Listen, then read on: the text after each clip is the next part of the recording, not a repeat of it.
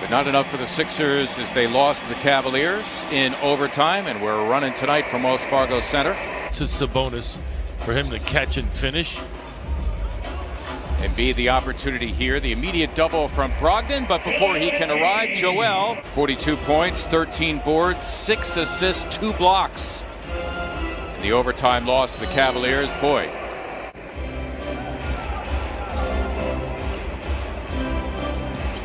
Both Sabonis and Cheeks, Hall of Famers. Embiid eyeing up a three, had a couple of threes late in overtime, kept the Sixers alive in that one, and that is good news. This is what the Sixers did earlier in their loss against the Cavaliers. Live ball turnovers, resulting in runouts. Turner finishing his business at the other end after a one-game absence. Did not play in New York because of a sore right knee. That was a long giant killer. Embiid dancing inside. Simmons all the way to the cup. Nice aggressive move on Malcolm Brogdon. Simmons encountering Turner, the good shot blocker, and Ben his second bucket. A little bit more contact, wanted that foul called. Boy, Green took it away from McDermott that time. Simmons able to finish at the other end. So Ben Simmons with 6 already here in the first. The good news, Ala, is the Sixers are getting their share of threes. They're getting looks from beyond, which is good. Turner on an island against Embiid, trying to get the good shot blocker to bite. Has his way anyway for his third hoop. McDermott running the floor and laying it in. So Doug McDermott right now is high man in the game. Give him 9. Rimming the attempted three, making him 2 of 15 from beyond the arc on the season. Dwight Howard. Jake Milton in his previous 4 games, that is since the return from his 5-game absence due to an ankle, not shooting particularly well. McMillan was actually the associate head coach on Pierce's staff. Nice move by McConnell. Take it on the rookie Tyrese Maxey, who's come on, would come up big, and he did Saturday at New York with 17 points and 12 assists. You could count it, and a foul. Yes, there is no, it's limitless. Right. Tough move. Beautifully done indeed by Tyrese Maxey. 12 days, almost 2 weeks on your calendar. Yeah, what's more inviting? You're on the road for a week and a half, and oh, by the way, before you get home, stop in Cleveland. Shake feeling it. But not as consistent as he was last year, a breakout season, as Thibault comes up with a turnover, and Korkmaz on cue buries the three-pointer. Embiid, there's the instant double we've been seeing all night. Korkmaz for a 3, and down it goes for Furkan Korkmaz. After a slow start, finishing hopefully the second quarter the way you want to go into the locker room. Wow. You know what? All night long, Embiid perfectly identifying the double team for his 3rd assist. Coming in, averaging just under 21 points per game. So deliberate, methodical even at times, as Brogdon never gets rushed. Oh, Shake Milton finding his rhythm. Dwight Howard on the sideline admiring the footsteps, the footwork. Ooh, Brogdon, did he have something to say to Embiid after the slam? Korkmaz another 3. Yes! How about the Sixers' three-point shooting? They're 9th in 17 tries. He's doing a little play-by-play as he's playing. Oh, Embiid. Throwing down 2. Time. Nobody would lay a glove on him. Milton, the lob for Thibault, who slams for 2, and the Sixers leading by 17. Both hands on the ball. I'm more reluctant to call that foul, but if you've got one hand off of it and you're just hooking, well, then it's obvious. Embiid, I think he went for the steal there. Undersized, and still gets it done. Embiid launching a 3, and down it goes for Joel Embiid, coming in shooting a career high. Quarter now officially underway. The Sixers by as many as 20 in the first half.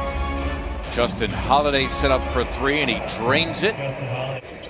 Holiday is first, second on the team. Curry encountering Sabonis. No problem for Seth Curry. Hoping that Sabonis would come down with a miss. JoJo with a good lockout. Embiid running the floor. You could count it and a foul. Struggles he has, just undersized going up against Joel. Him and Doug McDermott not on the same page there. All boats rise with the tide, as they say. Indeed. Everyone benefits. Nate Bjorkgren, one of them. TJ McConnell, by the way, replacing McDermott. Good hands. Indeed, Curry helping out Embiid. Simmons flying down the floor and slamming for two. The Indiana Pacers, 4 of 19 from beyond the arc, a tick above 21%. Quite a different story for the Sixers as Simmons. This regime under Coach Bjorkgren and Nate McMillan is that there was a more emphasis on shooting threes as they drive and kick there. Brogdon to Turner. I'll get over it. Okay. I'll bounce back. And beat off the double. There's Mike Scott burying the three. Joel has been great at identifying their double teams. Mike sliding over a little, improved the angle. Wow. Embiid blocking the shot on Brogdon. Keeping it. Simmons on the loose, as he should. 16 for Simmons, and the Sixers now busting it open. So that means like there's part of it still in his mouth. He's just broke a part off. That's the way I interpret it. That's the worst.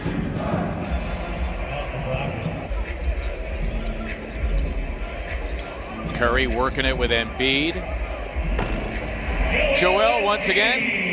Jump shot this season has been extraordinary. Sixers their largest lead at 31. Brogdon now getting his, give him 15. That leads Indiana. When I went to the record book, I saw Eaton's name on the top, but that 3.5 is his career average, which is an NBA record. His shot, he's 3 for 3 from beyond and 4 for 4 overall.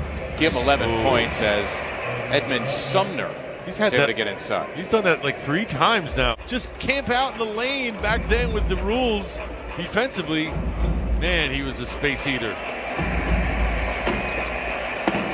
Howard slamming back the missed three from Matisse Thybulle. Pacers that time got caught trying to out-jump the Sixers instead of getting a body on somebody. Dwight. Oh, Brogdon now. The starting five can take a night off. The starting five did not log a lot of minutes in that game. Justin Holiday looking for the potential 4-point play. But you've got to handle that pressure well.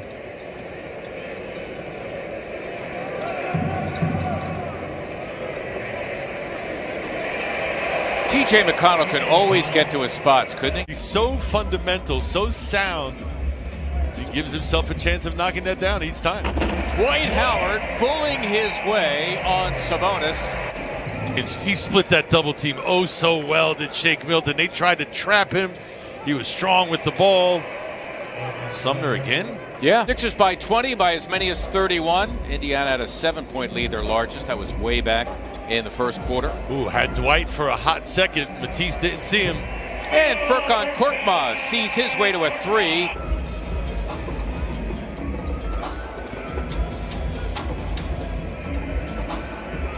Milton a rather healthy 3, and it is good to see Shake zero in from beyond the arc. 24 points in the game, a season high is 31. Milton coming in just 31% from beyond as McConnell. It gave life to guys like Sampson and McConnell and helped them to start an NBA career. That was nicely done by Tyrese Maxey. Vincent is a 7-footer, second year from France. A couple of games ago, played a couple of minutes at the end of that Dallas game. Oh, and there is Ferguson slamming for 2. I rejoice because finally his first points as a Sixer. As the Sixers win it tonight, going away, leading by as many as 31. They win it 130 to